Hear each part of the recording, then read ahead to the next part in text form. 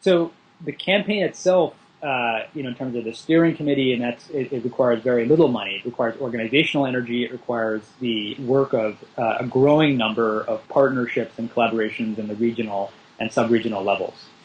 It will require more commitments from new private sector partners, and so the campaign itself is just an organizational mechanism, and we are moving as fleet-footed as possible.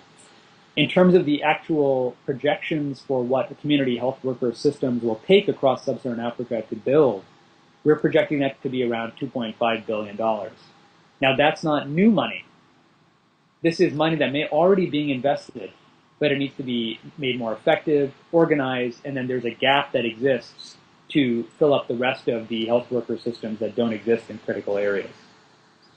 So that money is including right now money already being spent by individual governments. That's right. That would need to be supplemented by aid through the initiative. It would be supplemented by potentially further requisitioning from other parts of the domestic budget, recognizing the details of what's required, working with political leadership to recognize that this isn't just a within health budget sort of problem. And so it may very much involve the ministries of telecommunications themselves to get involved and see that there's a nice alignment here. Another important alignment is on vital registration systems or civil registration systems. So people that go out and do censuses on a regular basis. There's a large move for government statistics bureaus and so forth to recognize that community health workers are part of a common infrastructure to get demographic information for the country.